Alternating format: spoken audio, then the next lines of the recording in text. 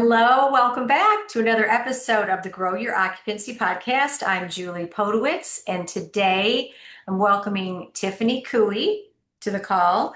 Tiffany is the Executive Vice President of Sales and Marketing at QSLM Management. Hi, Tiffany.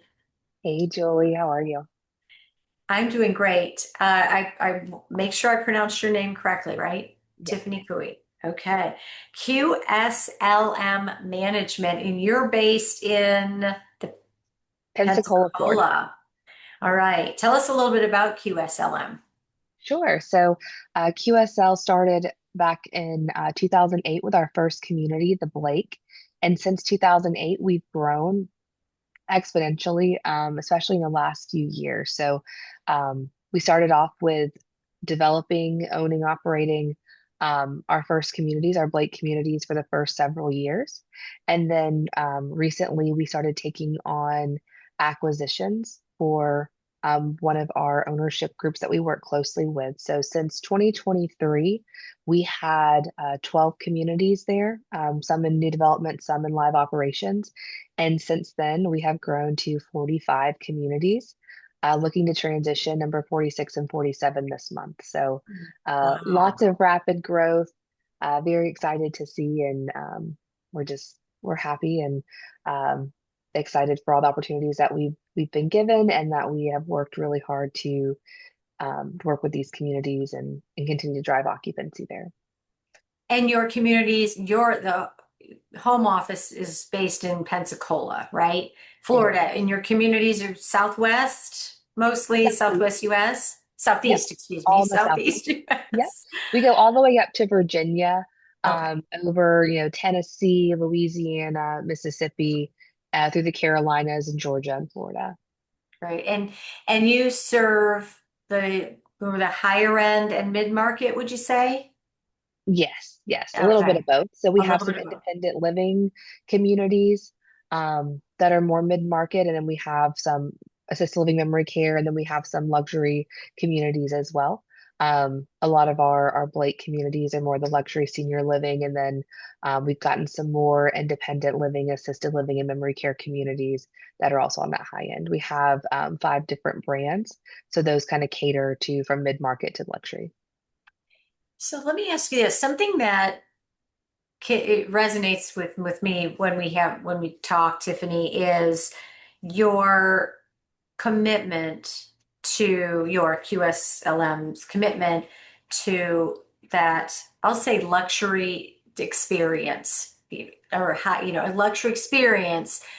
When you mentioned you have, you serve multiple markets, luxury through mid-market, and so talk to us about what you do to, regardless, right? Regardless of the market, and like you mentioned, the brand, right? Because you've got multiple brands, but things that you all, best practices or standard operating procedures, if you will, for really demonstrating on, yes, we are a luxury experience. Sure. So it really starts from the time someone walks in. We have a really strong focus on customer service, and just that resident experience from the time they first walk in. So when you come into one of our communities, we have a concierge that's at the front desk there. We ask them to stand to greet you. So we greet all of our guests as they come in. We also keep a hydration station and hospitality set up right around the front door. So we'll have fresh fruit infused water, fresh baked goods from our kitchen, and always coffee throughout the day as well. So just those little touches that kind of just help you relax. So when you're greeted, you're going to be offered a drink, you'll be offered a snack. Um, we have a nice sitting area for whenever you first come in where you can, sit and enjoy while you wait for who you're meeting with or for your tour. Um, and that, kind of sets the tone for what you can expect if you move into one of our communities, regardless of the brand. Is that feeling of home. So we want you to feel at home. We want you to feel relaxed. Um, it, and in the different markets that we're in, um, we're not always the highest end choice in the market. There are other communities out there, obviously, but even if they're not, if people aren't looking for just, who has the prettiest building or um, the most amenities that are offered, people are going to choose somewhere that feels like home. And so that's where I feel like we really make the difference, starting with our, when you're greeted when you first come in, but even down to how we do our staff training, we want people to feel at home. So while they may not always choose, we may not always be the shiniest penny, I guess you could say, but people will choose us because of how we make them feel. And I think that's a huge differentiator for us and something that we really strive to accomplish, um, is to make them feel at home and make them feel like this is the right choice because this is where you're going to be surrounded with people that care about you. Hmm. Um, and that's And yeah, important. I mean, how people feel, right? I mean, that's Yeah. the driving factor. Regardless, certainly you want your community to be appealing and clean and and by it's the people. I mean, the now you again, some of your communities like luxury. No matter the market. So, what are the? I go to that how important it is that everybody buys into this. It is not, oh, sales is providing this customer experience, or there's one person with a headset and customer experience. So Right. you're nodding your head. So it is a team. How do you go about ensuring, training and reinforcing to ensure that this is happening? Because saying it once is just not going to make it stick, Right, right. It's part of our culture. It's who we are and who we set ourselves out to be. So that includes, we have monthly trainings in our all staff meetings. We focus on one of our core values. But what's part of our onboarding, we want everyone in the community as part of the sales team. So we expect them to stop and talk. We have a tour in the building. We have our team members stop and engage with our tours so they can meet them, while the salesperson is ultimately the one that, they sign the check and they do the contract with. They buy into the people that are there. So they buy into, our housekeeper that came to greet them to say, hey, I can't wait for your mom to come. I'm really you excited to meet her. I'll take care of her laundry on Tuesdays if she moves into this apartment, and I can't wait to see her. To the caregiving staff, to our dining team that says, like, I'm going to be, this is my area. So if we get your mom in my section, I can't wait to greet her, and I'm going to help her make friends because I'm going to introduce her to other Mhm. people in the dining room I think that she'll get along great with. So it's really just that approach that we have every single person bought into their part of the sales team and they're part of the welcoming committee to welcome these new residents that come in Yeah. and help them again feel at home, to help them Yeah. where it feels good, and that everyone is there to help and everyone's there to engage Hmm. and Hmm. bring them in. And so that's something that's really fun for us. We also Yeah. do like a write up about every resident before they move in. We go over it in leadership meetings so all of our directors are aware of their likes, their dislikes, where they're moving in, what time, who their daughter is, who their son is at I the new love building. that. I we love we that. post that for the entire team to see for at least 7 days post admission. Hmm. So, typically 7 days before and then 7 days after, so that way everyone has a chance to see it. They know who's coming, they know when they're coming, and so it's just really great to see that we kind of all just attack it from all fronts to just make them feel at home and Hmm. to welcome it into our family. And it sounds like there's a lot of reinforcement here too, Yeah. right? So you mentioned about monthly. Is Mhm. it a standard of like who's doing what as far as train, like who owns this? Because this my mind goes to it's great you can have the rule, but then who's responsible? Who does all of that? Or is that sort of assigned ahead of Right. time? So sales leads the training. We also reinforce it with all of our director teams so they're aware as well. But when it's part of what you do every day, it's just second nature. So when people come in that are new employees, they get the Mm-hmm. training not only from their peers, but sales will do that training.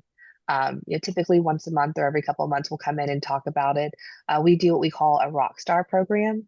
And Mm-hmm. so that is something where we reward team members for coming up to speak to tours or coming up and just reinforcing that behavior. We do have a program designed for that as well that helps us reinforce that. Mm-hmm. And how often, let me ask you how often you are requesting reviews and feedback, surveys. Do you do post-tour, post-move it? Because Yeah, you're very constantly. customer focused, and in order to know what they want, or how we can do things better, We need to ask, right? Yes. So we do have a post-tour survey. We also do a survey after someone moves in. We always do a post-admission survey. We do at least a yearly, sometimes twice a year, where we do a deep dive survey for all of our residents as well. But so at a minimum, they're going to get that post-tour survey. They're going to get the 30-day post-admission survey, and then they're going to get the once or twice a year survey as well, where we do a deeper dive. The post-tour survey, how does that go out and who initiates that action? So we have a partnership with Further, and so they send those out for us. Oh, I So when you see. put But in your it's, information, oh, okay. Further, they reach But out it's like, afterwards by text. got it. So it's an auto, it's set up that the sales director does an action that's triggering this to go. But that, Correct. yes, I did a tour that goes up. Got it. So Yep. the sales director is the one, and but it's all automatically set up Yes. further. Got it. Okay. Yeah. Yeah, because it's the the satisfaction surveys or feedback surveys. Please let us know how we did, unless they are kept, there's a real firm, steady, Yes. routine. And with all intention, it's not going to get out on a regular basis. Yeah. Yeah, And then we yeah. also have, so we use AccuShield as well. So when you sign into one of our communities, you'll get a badge. When you go to leave and you sign out, we also do a post-visit survey there as well for guests, tours, visitors, residents, everyone gets it. And it's typically on a cadence between 30 to 90 days. So you don't get asked every single time you come if you're a resident. You don't get, badgered every time. But, every 30 to 90 days, we like to ask just how are we doing?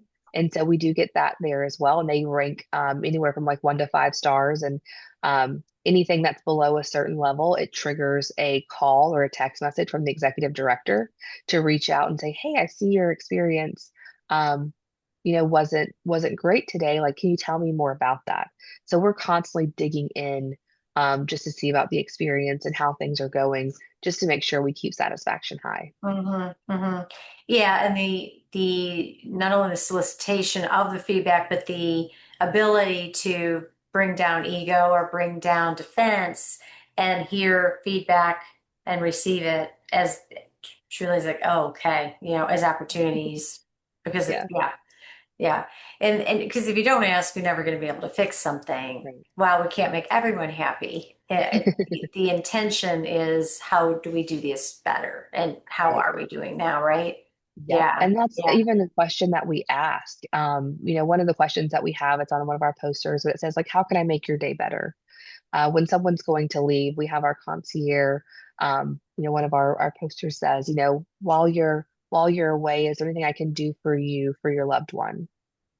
So it's like while you're, because they're visiting and then they're leaving. So while they're Mhm. gone, before they come back for their next visit, is there anything that we can do for their loved ones while they're out? So there's just different questions that we like to ask that again focuses on that resident experience and that customer service aspect. Oh, I like that. I like that. Yeah, being in Florida, you're likely in a, yeah, and visiting. Well, we all, not everyone lives near their older loved ones. And so you're asking them while they go back home.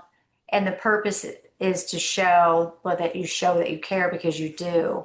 But that, yeah, that kind of ties it up in a bow, Tiffany, about going back to that luxury experience. Luxury, I mean, how we feel, certainly it can be physical things, and we all kind of conjure up what we feel is luxurious, could be Yeah. actual, feelings of fabrics and things, but how someone's treated you truly can provide at that luxury experience if you're at any budgets. I know there's different.